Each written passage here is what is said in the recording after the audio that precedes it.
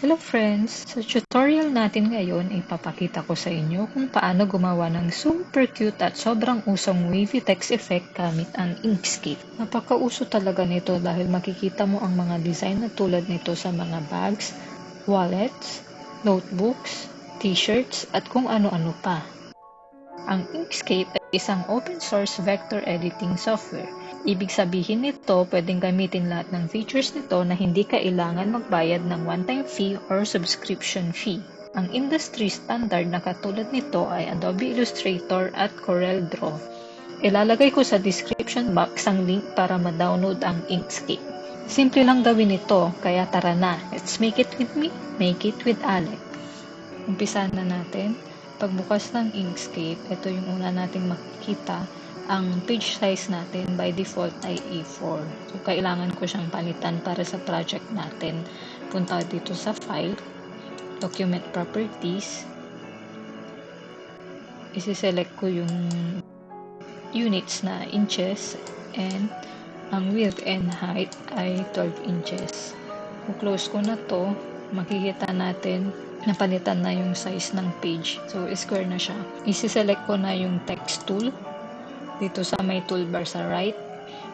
And click ko dito sa may page. Ita-type ko na yung text. Meron akong motivational quote na gustong ilagay sa tote bag. Kaya, yun yung ita-type ko ngayon. Itong font na gamit ko, na download ko to na freebie sa Creative Fabrica. Meron naman tong commercial license. Yun yung kagandahan kapag sa Creative Fabrica ka nag-download. Unlike sa halimbawa sa The Font, pwede kang mag-download ng free fonts doon pero personal use lang yung pwede mong paggamitan.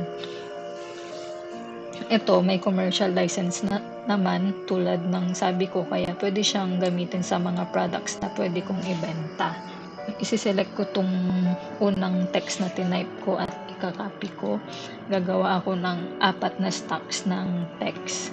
Pipaste ko lang to ng 3 beses at i-edit ko sila pa isa-isa.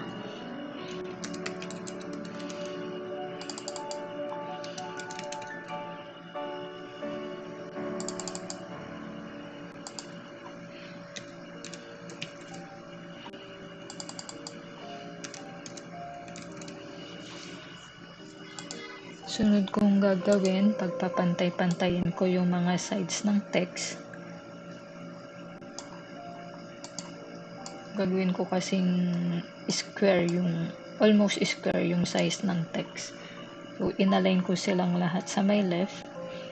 And ito naman yung sa right side, hindi sila pantay-pantay dahil hindi naman sila pare-parehas ng length and number of letters. Gagawin ko dyan, siselect ko sila isa-isa. Kung napansin nyo kanina, nung inalign ko sila sa left, nag-snap yung mga objects doon sa ibang object, parang ito. Yan. Nag-snap siya doon sa may bounding box, sa corner ng bounding box. So, kung kayo, sumasabay kayo sa bahay na gawin to at hindi lumalabas yung mga guides na yon, check nyo lang dito kung naka-on yung snapping. Dapat naka-blue yan para malaman mo na activated na yung snapping mo. So, itong stronger yung baseline natin. Diyan ko i-snap yung mga ibang objects. Unahin ko itong nasa taas.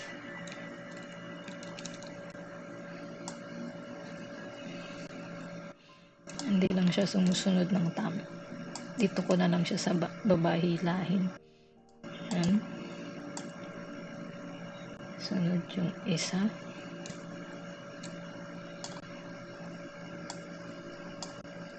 At itong huli. Ayan, kung mapapansin nyo, hindi makapag-snap itong last na layer. Kaya ang gagawin ko, gagawa ako ng guideline dito sa may kilid ng ibang text. Punta dito sa ruler sa may left side, i-click and drag ko dito sa may page hanggang mag-snap siya doon sa bounding box ng ibang text. Yan. Yan, pwede ko nang i-adjust itong think. I-snap ko lang siya doon sa guide na ginawa ko.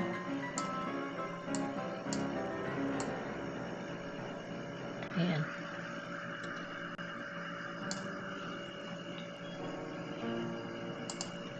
Pwede na natin i-delete tong guideline.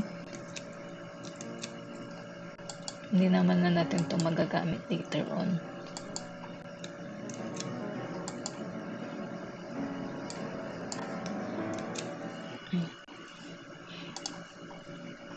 Ngayon, i-resize ko yung page. Siselect ko tong 4 na text at i-drag ko sa upper left corner, making sure margin sa sides dahil yung vinyl na gagamitin ko exactly 12 by 12 yung size. Patayin ko lang itong snapping at lalagyan ko ng maliit na margin sa sides. And sa kabilang corner, hihilain ko lang at itadrag hanggang dulo din na may margins din of course. Next step natin dyan, selected pa rin yung 4 na text. I-group natin lahat. Pwedeng i-select yung group or pumunta dito sa object and select group. So, active pa rin yung selection. Susunod naman, punta tayo sa path, object to path. Ngayon, ready na tayo para i-apply yung path effect. Babalik ko sa path effects or control and ampersand. So, lalabas yung tab dito ng path effects. Wala pang makikita dito dahil hindi pa natin na-select yung path effect na kailangan natin.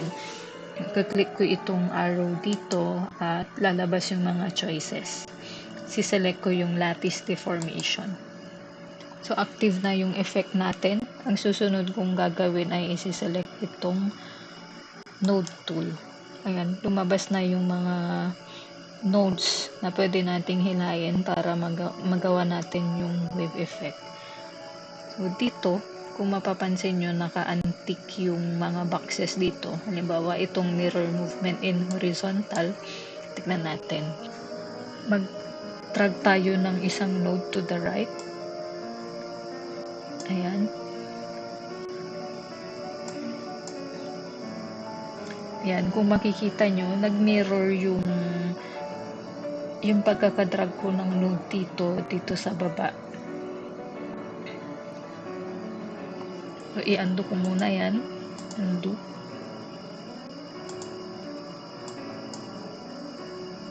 Or Control Z. Ayan, i-antik ko yung horizontal. Subukan naman natin yung vertical.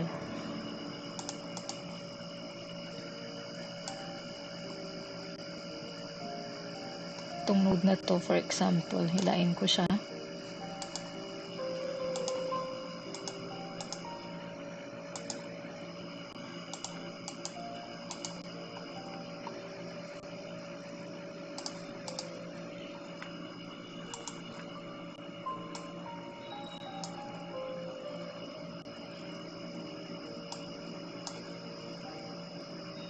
Hinila ko yung node pababa. Nagaya rin dito sa kabilang side yung distortion. So, i-undo ko ulit. Kasi hindi naman ganyan yung gusto natin gawin. For demonstration purposes lang. I-antik ko itong mirror movements in vertical. And i-antik ko din tong use only perimeter. Try natin mag-drag ng isang node.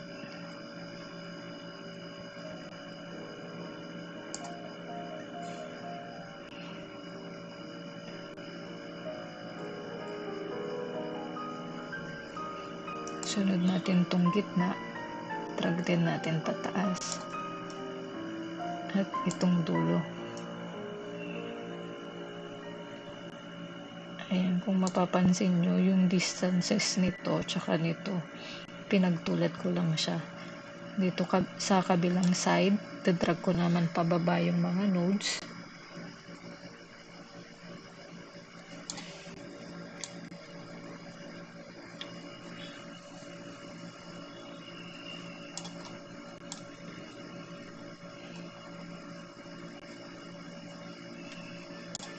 Ayan, di ba napakadali. Lalaruin lang to kung hanggang masatisfy kayo kung anong effect yung gusto nyong makita. So for now, okay naman na ako dito.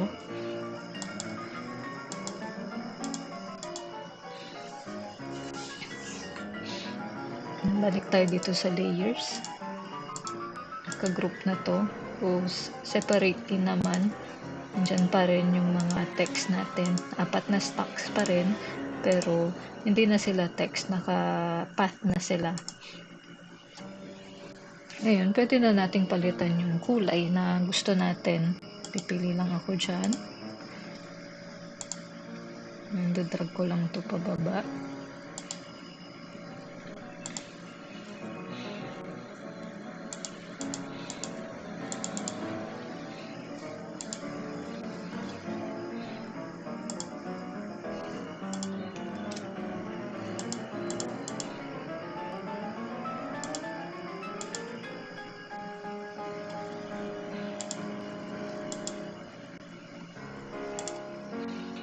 Satisfied naman na ako sa result na to. So, pwede ko na tong i-export. Si-select ko lang lahat. And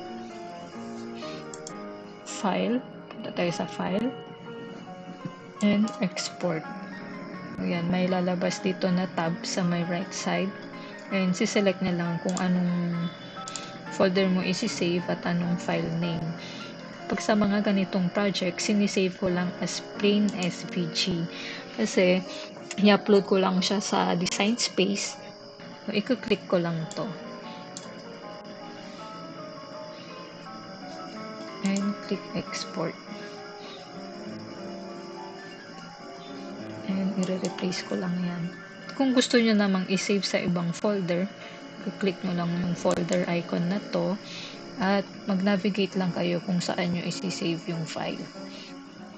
Ito na yung ginawa natin as SVG file.